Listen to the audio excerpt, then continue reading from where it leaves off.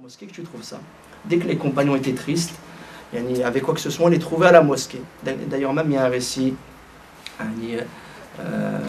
connu à ce propos, c'est le récit du surnom de Sidona Ali alayhi salam. Sidona Ali avait comme surnom, on l'appelait le père de la terre, ou l'homme de terre, on va dire ça, l'homme de terre. Je ne veux pas vous parler des 4 fantastiques, mais c'était l'homme de terre par rapport à autre chose. Pourquoi on lui a donné son surnom? Parce qu'en fait, une fois, le prophète alayhi salam avait toujours l'habitude de les visiter. Et une fois, quand il est parti les visiter, il n'a trouvé que Ummuna Fatima chez elle. Et il lui a dit, où est Sidna Ali? Elle lui a répondu, voilà, on s'est disputé. Donc c'est tout à fait normal, il y en a qui arrivent des disputes.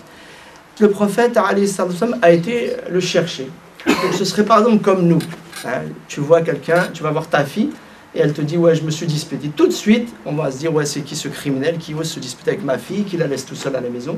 Le prophète gentiment va rechercher Sidna Ali. Et il le trouve où? Il le trouve à la mosquée.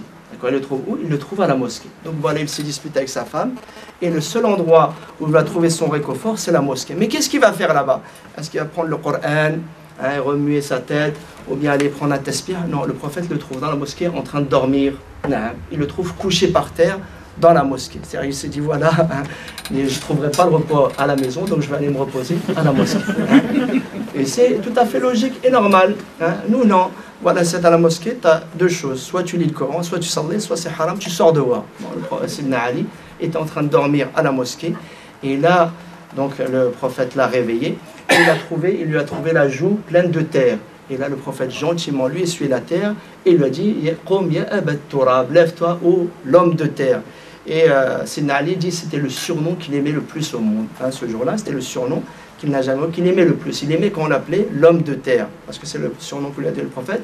Et après cette dispute, il n'a pas réprimandé ni quoi que ce soit, mais on voit que cette relation qu'il y avait entre les musulmans dans la première époque et la mosquée, un lieu vraiment de réconfort et de sérénité qui apportait, alhamdoulilah, on va dire, un soulagement à tous les maux de la société. Et c'est ce dont on a besoin aujourd'hui. On pourrait même dire que...